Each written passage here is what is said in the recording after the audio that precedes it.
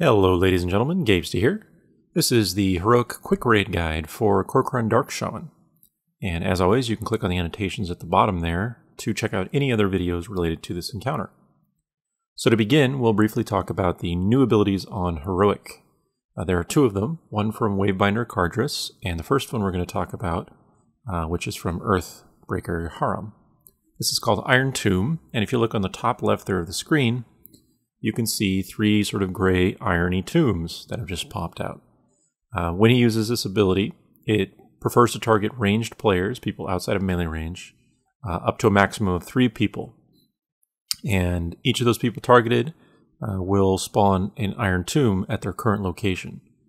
So you have about 2 to 3 seconds when the tomb, or it's actually 3 seconds, when the tomb is being spawned to move out of the current location. So as we loop back through, you can see it again here, because I don't have a lot of footage of it. But essentially, if you're in the same spot when the Iron Tomb appears, you take about 500,000 damage, as well as anyone that's really close to you. So the general idea is watch for the Iron Tomb cast to go off, and you'll see the little shimmer where it's spawning if it's under you. You can see it on the left there. And then you simply sidestep it before the 3-second period ends, and you don't take any damage. Once the tomb is active, you're free to stack up right next to it, all that good stuff. It does actually hinder your movement. It's a physical object now, so managing the position of those is somewhat important. The second new ability from Cardress is Iron Prison. And similar to the Iron Tomb, this targets players within 100 yards of Cardress. Anyone seems to be a valid target for this except the tank. And you can see the large cooldown aura that popped up on the left of my screen there, which is a weak aura I will try to include in the description if you want it. But essentially, this is cast on 2 random raid members every 30 seconds that are within 100 yards of Cardress. And after 60 seconds, this debuff expires. Once it expires, it will do 100% of that player's health in damage to the player. So the basic idea here is it's a forcible way to require a personal cooldown on every potential target. And this can occur up to every 60 seconds for that individual if they get back-to-back casts, basically. So you'll see when it gets cast on me, I have that big aura that pops up a few seconds before it expires to just remind me it's about to expire on you, you need a personal cooldown. Everyone that is battling Cardress within range of her ability needs to make sure they're aware of when this can happen, when they get the debuff, and when it's expiring so they can cool down it. Most classes we found have enough personal cooldowns that they can use something every time it's expiring, because you simply need to be full health and then use some form of minor cooldown on top of that, since it always does 100% of your health. But if you don't have something that you can use every time, make sure you communicate with your raid, and usually someone will be able to provide an outside cooldown. So that's the Iron Prison mechanic, which is the new stuff from Cardress. Next we'll talk about strategies, and there are basically 2 different ways to go about this fight. Both strategies that are common are pretty divisive among your raid, so many players will insist one strategy is much more reliable and better versus the other, and so on and so forth. In our case, we tried both pretty thoroughly, and we'll talk about why we settled on the one we did. But the first strategy is probably the considered intended method, which is just using standard 2 tanks, keeping the bosses close together such that when the stacks on the first tank from Haromm get too high, the other tank can swap Haromm onto themselves and Cardress to the other tank and back and forth. The difficulty with this method, which is why you don't see us using it, is simply that there's a lot of damage and stuff going on when both of the mobs are near one another. So you have to worry about Storm, you have to worry about the Elemental Wall, you have to worry about the Geyser, you have to worry about the Foul Stream, you have to worry about the Iron Tombs and Iron Prisons. There's a lot of stuff. So this, as I said, is not a strategy we ended up settling on. We tried it for quite a while, but it just seemed better to split them up. So if you do use a standard method, keeping them together with 2 tanks, probably the best thing you can do to assist yourself, since your DPS will generally be higher, is to make sure you use 3 healers to help alleviate some of the potential spike damage, because there will be quite a bit of it. You will get a lot more DPS overall, with 2 tanks and 3 healers than you would using the split method, especially because the mobs are together and cleaved. So just keep that in mind as a possible opportunity. But because we don't have any footage of that, I can't talk about the specifics of that strategy other than to say the positioning and movement is probably going to be the most important aspect of it. So your tanks need to be well aware of when abilities that require them to move are coming out, as well as when abilities that require the raid to move are happening, and adjust accordingly around the fairly large room that you're given to work with. The second strategy is the one that we settled on, which is also common, and that's a 3-tank split method.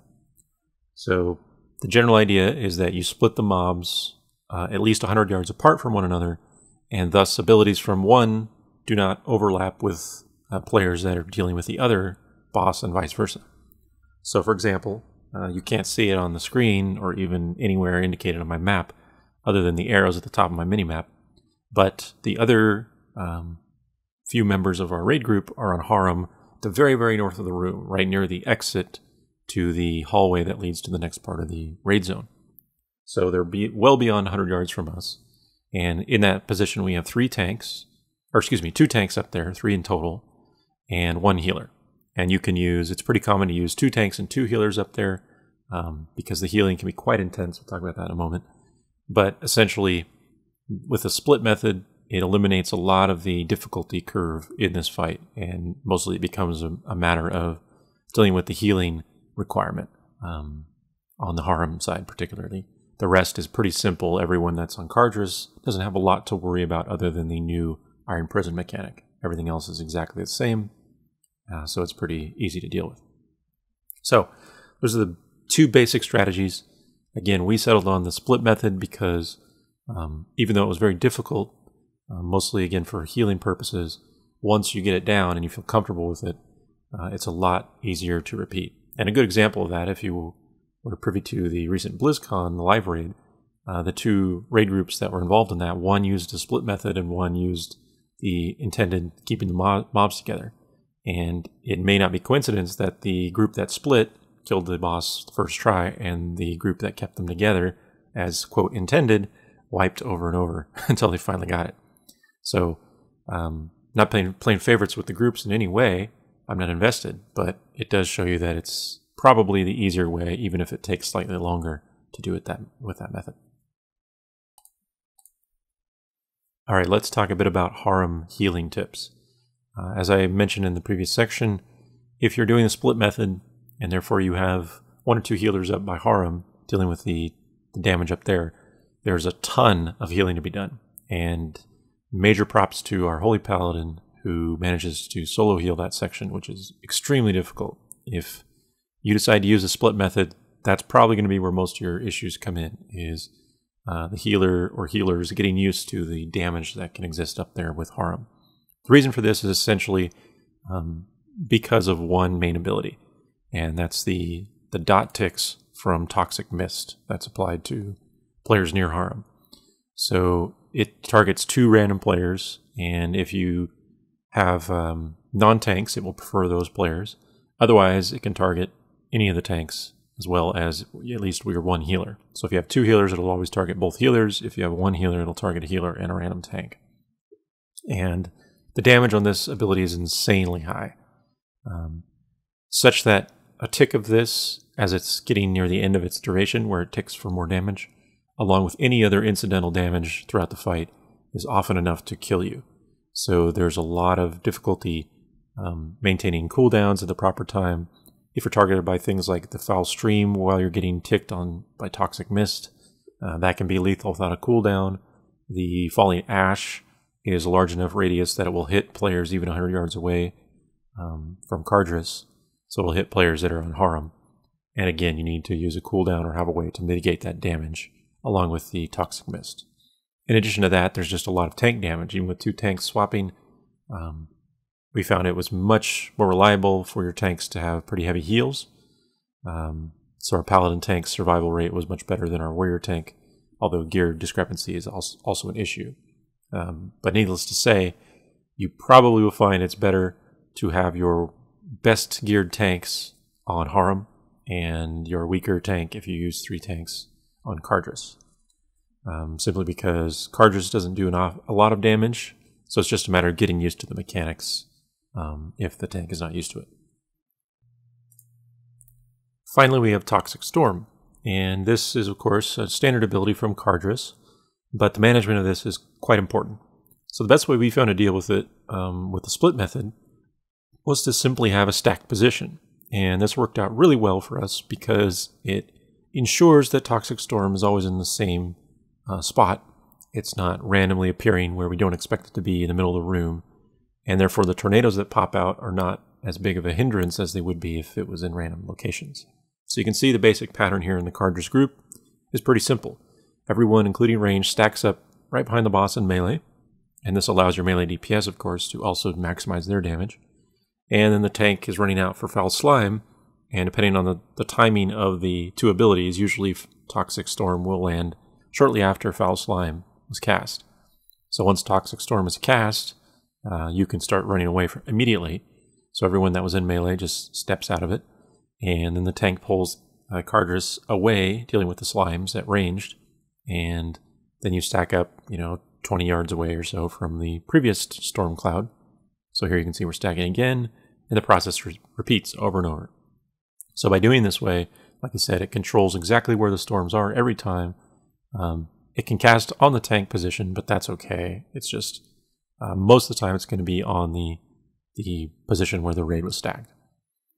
And you can just repeat this ad nauseum as long as necessary. This should not be an issue for your Cardress group at all. So it's mostly, like I said, a matter of the Haromm group if you're splitting up, dealing with the damage and healing requirements up there. So that really covers it for the quick raid guide for Heroic Kor'kron Dark Shaman. It's quite a difficult fight, but again, it's mostly a matter of getting your initial strategy, deciding to split free tank in or not. And once you've settled on that, especially if you split it, then it's going to be a matter of dealing with the damage and healing requirements for the Haromm group. Once you've got those down, stabilization and damage on Cardress is very easy to deal with. One healer can do it just fine, and it's just a matter of people using personal cooldowns for their Iron Prison when it's expiring. Everything else is standard stuff. So, as always, good luck, thanks for watching, and if you enjoyed, please subscribe.